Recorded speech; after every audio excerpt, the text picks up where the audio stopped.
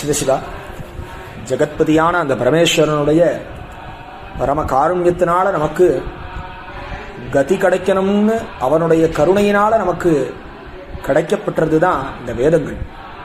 இந்த வேதங்கள் அப்படிங்கிறது எஸ்ய நிஷ்வசிதம் வேதாகா அப்படின்னு நமக்கு சாஸ்திரங்கள் காண்பிக்கிறது. சாட்சாத் அந்த பரமேஸ்வரன் நம்ம யாரை சொல்றோமோ, யார் அந்த விஸ்வரூபம் எடுத்த அந்த நாராயணன் நம்ம சொல்றோமோ, அந்த நாராயணனுடைய அந்த பரமேஸ்வரனுடைய மூச்சுக்காற்று அப்படின்னு நம்ம சொல்றோம். வேதங்கள் அப்படிங்கிறது பரமேஸ்வரனுடைய மூச்சுக்காத்து அப்படின்னு நமக்கு சாஸ்திரங்கள் சொல்றது. எஸ்ய நிஷ்வசிதம் வேதாக யோ வேதேபியா அகிலம் ஜெகத் அப்படின்னு இந்த ஜெகத்துக்கே பதியானவன் பரமேஸ்வரன்னா அந்த பரமேஸ்வரனுக்கே மூச்சுக்காத்து உயிர் தத்துவமா இருக்கக்கூடியது இந்த வேதங்கள் அப்படின்னு சொல்றோம். இந்த வேதத்தினுடைய பரம தாத்பரியம் என்ன அப்படின்னாக்கா, இந்த வேதம் அப்படிங்கிறது 4 வகையா இருக்கு. ரிக்வேதம், யஜுர்வேதம், சாமவேதம், அதர்வண வேதம் அப்படின்னு சொல்லிட்டு 4 வகையா இருக்கு. இந்த 4 வேதத்தையும் ஒரு மனுஷனானவன் அத்தியனம் பண்றது அப்படிங்கிறது அவ்வளவு சுலபம் இல்லை. அந்த வேதத்தை அத்தியனம் பண்றது அப்படிங்கிறதுக்கு நிறைய நியமங்கள் இருக்கு. அதுக்கு முதல்ல நமக்கு உபநயன சம்ஸ்காரம் ஆயிருக்கணும். உபநயன சம்ஸ்காரம் ஆனதுக்கு அப்புறம் ஒரு பாடசாலைக்கு போய் அந்த பாடசாலையில குருமுகமா நம்ம இந்த வேதத்தை அத்தியனம் பண்ணணும். ரிக்வேதம், யஜுர்வேதம், சாமவேதம், அதர்வண வேதம்னு 4 வேதம்னு நம்ம சொன்னோம். சுமந்து, ஜெய்மினி, வைசம்பாயனர், பைலர் அப்படிங்கக்கூடிய 4 மகர்ஷி. சுமந்துங்கக்கூடியவர்கிட்ட அதர்வ வேதத்திலையும், ஜெய்மினிங்கக்கூடிய மகர்ஷிகிட்ட சாமவேதத்தையும், வைசம்பாயனர் அப்படிங்கக்கூடிய மகர்ஷிகிட்ட யஜுர்வேதத்தையும், பைலர் அப்படிங்கக்கூடிய மகர்ஷியிட ரிக்வேதத்தையும் நமக்கு வியாசாச்சாரியால் பிரித்து கொடுத்ததா நமக்கு சாஸ்திரங்கள் காண்பிக்கிறது. அந்த வேதமானது 4 வகையா பிரிஞ்சிருக்கு. எப்படி பிரிஞ்சிருக்கு அப்படின்னாக்கா, மந்திரம், பிராமணம், ஆரண்யகம், உபனிஷத் அப்படின்னு 4 வகையா வேதமானது இருக்கு. 4 விதமான விஷயங்களை நமக்கு காண்பிக்கிறதா இருக்கு. பிரபஞ்ச விஷயங்கள், பிரபஞ்சத்தினால நமக்கு கிடைக்கக்கூடிய ஓஷதி விஷயங்கள், அப்புறம் நம்ம செய்ய வேண்டிய கர்மாக்கள், அனுஷ்டானங்கள், கடைபிடிக்க வேண்டிய தர்மங்கள், செய்யக்கூடாதவைகள், அப்புறம் இந்த வேதத்தினுடைய பிரமதாத்பரியமான அந்த பரமேஸ்வரனை தெரிஞ்சுக்கிறது, இந்த ஆத்ம தியானம் அப்படின்னு இந்த விஷயங்கள்லாம் நமக்கு வேதங்கள் காண்பிக்கிறது. அப்பேற்பட்ட வேதத்தை பிராமண சமூகத்தை சேர்ந்தவா இன்னைக்கு அத்தியனம் பண்றது அப்படிங்கிறது ஒரு வழக்கத்தில் இருக்கு. ஒரு காலத்தில் இந்த பாடசாலைகள் அப்படிங்கிறது ஒரு குழந்தைய போய் சேர்க்கிறது, அதுவும் மகாபிரிவால நம்ம வேதம் படிச்சவா, வேதத்தை சம்ரக்ஷணம் பண்றவா அத்தனை பேரும் கடமைப்பட்டிருக்கோம் மகாபிரிவாளுக்கு. ஒரு கிரகத்திலையும் போய் மகாபிரிவா பிக்ஷை கேட்டிருக்கா, ஒரு குழந்தைய நீ எனக்கு வேதத்துக்காக கொடு, வேதத்துக்காக ஒரு குழந்தைய கொடுன்னு ஒரு இடத்துலையும் எனக்கு அன்ன பிக்ஷை வேண்டாம், எனக்கு சாதாரணமா ஒரு சன்னியாசி இருந்தா என்ன பண்ணுவா, பிக்ஷாவந்தனம் பண்றதுங்கிறது ஒரு வழக்கம் இருக்கு. அவளுக்கு மഠத்துக்கு தேவையானதை கொடுக்கறது, அவளுக்கு ஆகாரத்துக்கு தேவையானதை கொடுக்கறதுன்னு பண்ணிட்டு இருப்பா. ஆனா பெரியவா என்ன பண்ணாலா, உன்னுடைய ஒரு குழந்தைய எனக்கு கொடு, வேதத்துக்காக அந்த குழந்தைய கொடு. அந்த குழந்தை வேதம் படிச்சான்னா லோகமே சௌக்கியமா இருக்குமே. எல்லா வர்ணத்துக்காராலும், பிராமணா மாத்திரம் இல்ல, க்ஷத்ரிய, வைசிய, சூத்ரா எல்லாரும் சௌக்கியமா இருப்பா. ஒரு பிராமணனானவன் சரியானபடி அனுஷ்டானத்தோட சராச்சார சம்பன்னனா இருந்து வேதத்தை அத்தியனம் பண்ணி அந்த வேதம் சொல்படி நடந்தானே ஆனால் 4 வர்ணத்துல இருக்கக்கூடியவாளும் லோகத்துல இருக்கக்கூடிய அத்தனை மனுஷர்களும் எல்லா ஜீவராசிகளும் சௌக்கியமா இருப்பான் அப்படின்னு மகாபெரிவா ஒரு ஆத்துலயும் பிக்ஷை கேட்டிருக்கிறதா நமக்கு சொல்லுவா. அவளுடைய அனுகிரக விசேஷம் தான் இன்னைக்கு வேதம் வேதம் சிறந்த தமிழ்நாடுன்னு நம்ம சொல்லுவோம். மாதிரி இங்கே எங்க பார்த்தாலும் பாடசாலைகள் இன்னைக்கு ரிக்வேதம், யஜுர்வேதம், சாமவேதம், அதர்வேதம்னு இன்னைக்கு வேதம் தலை தூக்கி நிற்கிறது. வேதத்துக்காக அவாவா பெற்றோர்கள் தான் குழந்தைய அந்த மழையில போகிறதுக்கு முன்னாடி பாடசாலைல சேர்த்துடுறா. சரி, பாடசாலை சேர்த்துடுறான்னா அது என்ன அவ்வளோ சுலபமானு கேட்டெல்லாம் கிடையாது. ஒரு குழந்தை நம்ம ஆத்துல எத்தனை மணிக்கு ஏந்துப்பான், என்ன சாப்பிடுவான், என்ன பண்ணுவான், இப்படி பேசுவான், இப்படி நடந்துப்பான் அப்படிங்கிறது தெரியும். இந்த பாடசாலைகள்னு நீங்க போயிட்டேன்னாக்கா அவன் சுதந்திரமா ஒரு ஷர்ட்டை போட்டுக்க முடியாது, ஒரு பேண்ட் போட்டுக்க முடியாது, டிவி பார்க்க முடியாது, சினிமா பார்க்க முடியாது, ஒரு சேர்ல உட்கார முடியாது, காஃபி குடிக்க முடியாது, டீ குடிக்க முடியாது, அவன் நினைச்ச வஸ்துக்களை சாப்பிட முடியாது, நினைச்ச நேரத்துல தூங்க முடியாது, நினைச்ச நேரத்துல ஏந்துக்க முடியாது, எதுவுமே பண்ண முடியாது. எல்லாமே ரூல்ஸ் தான். கார்த்தால 4:30 அந்த குழந்தை எந்திரிச்சாகணும். எந்திரிச்சுட்டு அவன் கைகாலம் என்று ஸ்நானத்தை பண்ணிட்டு அனுஷ்டானத்தை பண்ணிட்டு சந்தியாவந்தனம் சமிதாதானத்தெல்லாம் பண்ணிட்டு பிரம்மயஜ்யம்ங்கக்கூடிய விஷயத்தை பாராயணம் பண்ணிட்டு அப்புறம் வாத்தியார் வருவார். கார்த்தால பழையதை சாப்பிடுவா குழந்தை. 8 மணிக்கு அந்த பழையதை சாப்பிட்டுட்டு வாத்தியார் வந்தா பாடத்தை சொல்லுண்டு மாத்தியான்மீகம் பண்ணிட்டு அனுஷ்டானத்தை பண்ணி பிரம்மயஜ்ய தர்ப்பணாதிகள்லாம் பண்ணிட்டு திரும்பி மத்தியானம் பண்ணிட்டு சாப்பிட்றது, அதுக்கப்புறம் திரும்பி படிக்கிறது, திரும்பி சாயங்காலம் வந்து 4:30-5 மணி வரைக்கும் படிச்சுட்டு ஏதாவது குழந்தைகள் ஏதோ விளையாடுறதோ இல்லை துணி துவைக்கிறதோ ஏதோ பண்ணுவா. பண்ணிட்டு திரும்பி சாயங்காலம் ஆச்சுன்னா அனுஷ்டானங்கள் திரும்பி சந்தியாவந்தனம் சமிதாதனத்தெல்லாம் பண்ணிட்டு விஷ்ணு சஹஸ்ரநாமம் லலிதா சஹஸ்ரநாமெல்லாம் சொல்லி அவாவா சம்பிரதாயம் என்னவோ மடத்து சம்பிரதாயத்தை வச்சுண்டு ஸ்ருங்கேரியோ காஞ்சியோ இல்லை மத்வ மட்டமோ வைஷ்ணவ மட்டமோ அவாவா பெரியவாளை உத்தேசித்து அந்த விருதாவளிலாம் சொல்லி நமஸ்காரத்தை பண்ணிவிட்டு திரும்பி அத்தியனம் பண்ண ஆரம்பிச்சு ராத்திரி 10-11 மணி பர்யந்தம் அவளுக்கு ஒரு ஷெட்யூல் இருக்கு. கார்த்தால 4 மணிலேருந்து ராத்திரி 10-11 மணி பர்யந்தம் அவளுக்கு ஷெட்யூல் இருக்கு. இதில் அவள் சட்டை ட்ராயர்லாம் போட்டுக்க முடியாது, வேஷ்டி துண்டு தான் கட்டிக்கணும். என்ன குளிராக இருந்தாலும் இப்படி தான் இருக்கணும்.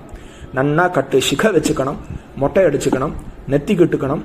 அவள் மாத்வாளாக இருந்தா கோபிச்சந்திரம், ஸ்மார்த்தாளாக இருந்தா விபூதி, வைஷ்ணவாளாக இருந்தா திருமண்ணிட்டுக்கிறதுங்கிறது அவள் சம்பிரதாயத்துக்கு உட்பட்டு அவள் இருக்கணும். அவள் என்ன சாதம் போடுறாளோ அதை தான் சாப்பிடணும், என்ன துணி கொடுக்குறாளோ அதை தான் உடுத்திக்கணும். எப்போ சொல்கிறாளோ ஏந்திருக்கணும், எப்போ சொல்கிறாளோ படுத்துக்கணும், நின்றுனா நிற்கணும், உட்காரனா உட்காரணும், சுதந்திரம் இல்லை. இப்படி அவள் அந்த 10 வருஷ காலம் அவள் பெத்தவாளை தியாகம் பண்ணி, அவள் கூட பிறந்தவாளை தியாகம் பண்ணி, அவளுடைய சுகபோகங்கள்லாம் தியாகம் பண்ணி, அந்த வேதத்துக்காகவே அந்த குழந்தைகள் தன்னை அர்ப்பணம் பண்ணிட்டு அந்த அனுஷ்டானத்துக்காகவே அந்த வேதத்தை காப்பாற்றணும். அப்படின்னா என்ன காப்பாத்துறது? 2 விதமா இருக்கு. நம்ம வேதத்தை படிக்கிறது மிகப்பெரிய காப்பாத்துறது. ஏன்னா ஒரு வேதத்தை காப்பாத்துறது அப்படின்னாக்கா, ஒரு விதை ஒருத்தர்கிட்ட கொடுக்குறான்னு வச்சுக்கோங்களேன். ஒரு விருட்சம் இருக்கு, அந்த விருட்சத்தை ஜாக்கிரதையா பார்த்துக்கோ அப்படின்னு சொல்றார் ஒருத்தர். அவர் என்ன பண்ணுவார் அப்படின்னா, விருட்சத்துக்கு ஜலம் மாத்திரம் ஊத்தின்னு இருந்தா போருமா? அதுல இருக்கக்கூடிய பழங்கள்லாம் பழம் எல்லாம் இருக்குன்னு வச்சுக்கோங்களேன், அந்த பழத்தெல்லாம் சாப்பிட்டு இருக்கார், விருட்சத்தை பார்த்துட்டே இருக்கார், அது மட்டும் போருமா அப்படின்னாக்கா அது காப்பாத்துறது கிடையாது.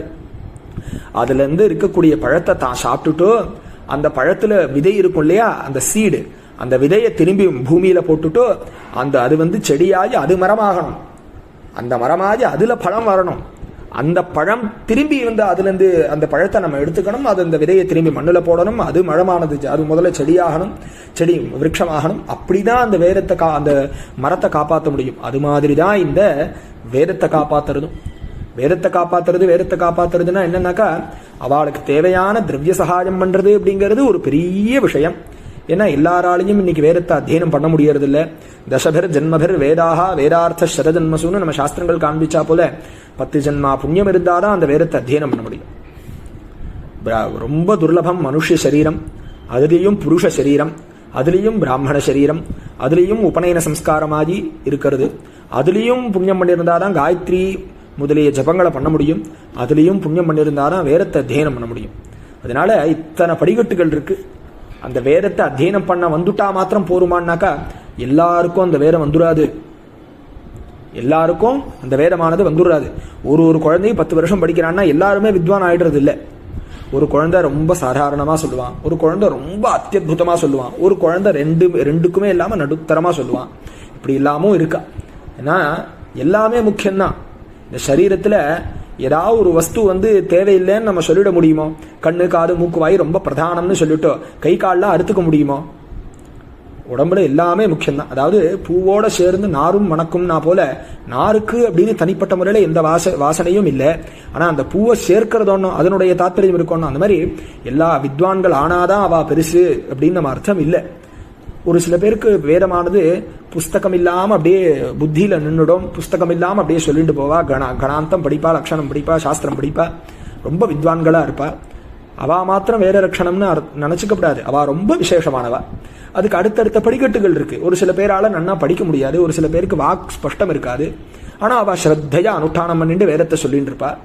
அதுவும் வேத லட்சணம் தான். அதனால யார் ஒருவர் 10 வருஷ காலம் தன்னுடைய வாழ்க்கையை வேதத்துக்காக தியாகம் பண்ணாலும் அத்தனை பேரும் வேற வித்வான்கள் தான். அதை நம்ம நன்னா புரிஞ்சுக்கணும். அதுலேயும் ரொம்ப நன்னா படிச்சு ஒருத்தர் வித்வான்களா இருக்கான்னா அவ ரொம்ப ஹையர் சுப்பீரியர்னு நம்ம வச்சுக்கலாம்.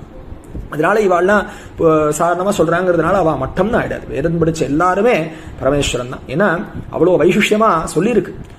வேத விதி பிராமணே வசந்தி தஸ்மாத் பிராமணேபியோ வேத வித்யோ திவே திவே நமஸ்குருயாத் அப்படின்னு வேதம் சொல்றது. எந்த ஒரு 330 கோடி தேவதைகளும் மந்திரத்துக்கு அடக்கமாறுது. அந்த மந்திரமானது வேதம்னு இருக்கு. அந்த வேதம் பிராமணன் மூலியமா தான் நம்ம சொல்லப்படுறது. அதனால பிராமணன் எனக்கு தேவதை அவன் ஒரு சுவாமியாதான் பாவிக்கணும் அவனை அப்படின்னு நமக்கு சொல்றது. அதனால அந்த அவளுக்கு சதா சர்வத்திர காலமும் நமஸ்காரம் பண்ணணும். பிராமணேவ சந்தி, எல்லா தேவதைகளும் அந்த வேதம் படிச்ச பிராமணனுக்குள்ள அடக்கம் அப்படின்னு சொல்ற. வேத வித்யோ திவே திவே நமஸ்குரியாதி, சதா சர்வத்திர காலம் அவளுக்கு நமஸ்காரம் பண்ணணும்னு நமக்கு வேதங்கள் காண்பிக்கிறது. நாஸ்லீலம் கீர்த்தஜேத் ஏதா ஏவ தேவதா அப்ரீணாதி, அப்படி நம்ம நமஸ்காரம் பண்றதுனால எல்லா தேவதைகளும் திருப்தியாகிறா அப்படின்னு நமக்கு இருக்கு. ந அஸ்லீலம் கீர்த்தஜேத், அவள் பத்தி இருக்கக்கூடிய எல்லாருக்கிட்டையும் குணங்கள் இருக்கும், அதுல குறைகளும் இருக்கும். அதனாலதான் வள்ளுவர் சொன்னார், குணம் நாடி குற்றமும் நாடி அவற்றுள் மிகை நாடி மிக்க குழல் அப்படின்னா. எல்லாருமே இந்த 100% எல்லாரும் சரி கிடையாது. அவள்கிட்ட நல்ல விஷயங்களும் இருக்கும், கெடுதலும் சிலதெல்லாம் இருக்கும். ஆனா இருக்கப்படாதுங்கிறது தான் விஷயம். தோஷம் இல்லாம இருக்கணும். ஆனா கலியில எல்லாருக்கிட்டையும் ஒரு சில தோஷங்கள் இருக்கத்தான் செய்யறது. அதனால அந்த தோஷத்தை பார்க்காம அதனுடைய அளவு பார்க்கணும். இப்போ வேதாத்தியனம் பண்ணியிருக்கா அப்படின்னாக்கா அது ரொம்ப புண்ணியம். அதே சமயம் சில அழுக்குகள் அவள்கிட்ட இருக்கு அப்படின்னாக்கா எது ஜாஸ்தி இருக்கோ, அவன்கிட்ட புண்ணியம், அவன்கிட்ட நற்விஷயங்கள் நற்குணங்கள் ஜாஸ்தி இருக்கா கெடுதல் ஜாஸ்தி இருக்கான்னு நம்ம பார்க்கணும். அவற்றுள் மிகை நாடி மிக்க குழல், அதுல எது ஜாஸ்தியா இருக்கு அப்படிங்கிறத பார்த்து அவளை தீர்மானம் பண்ணணும். ஒருத்தர் சாதாரணமா அத்தியனம் பண்ணியிருக்கார், ஆனா சதாச்சாரத்தோட அனுஷ்டானத்தோட இருக்கார் அப்படின்னாக்கா அவர் ரொம்ப பெரியவர்னு அர்த்தம். ஒரு நல்ல அனுஷ்டானம் நல்லா அத்தியனம் பண்ணியிருக்கார், நல்லா இருக்கார், ஆனா சில விஷயங்கள் அவருடைய பழக்க வழக்கங்கள்லாம் சரியில்லை அப்படின்னா நம்ம ஏத்துக்கப்படாது. அதனால சரியா இருக்கணும், அனுஷ்டானம் விஷயங்கள் இருக்கணும். ஏன்னா அனுஷ்டானம் இல்லாம அனாச்சாரஹீனோ நபுனந்தி வேதாகான்னு சொல்றது. நல்லா கட்டு சிக வச்சுக்கணும், அனுஷ்டானத்தோட இருக்கணும், 3 காலம் சந்தியாவந்தனாதிகள் பண்ணணும், சுவாமி கிட்ட பக்தி இருக்கணும், வேதத்தையும் அவர் அத்தியனம் பண்ணியிருக்கணும். இப்படியெல்லாம் இருந்து வேதத்தை சொன்னாலும் அதுக்கு பலன் ஜாஸ்தின்னு சொல்லியிருக்கு. அப்படி இந்த வேதத்தை அத்தியனம் பண்ணக்கூடிய குழந்தைகள்லாம் 10 வருஷ காலம், வருஷத்துக்கு 2 நாள் தான் லீவு. இவா என்ன ஆகாரம் போடுறாளோ அதை சாப்பிட்டுண்டு, இவா என்ன கொடுக்குறாளோ அதை இது பண்ணிட்டு, யார் என்னன்னே தெரியாம அவள் கை கட்டி நின்றுண்டு. ஏன்னா அவளுக்கு பேசுறதுக்கு சுதந்திரம் இல்லை. ஏன்னா பாடசாலைகள் ஃபீஸ் கிடையாது, எதுவுமே கேள்வி கேட்க முடியாது.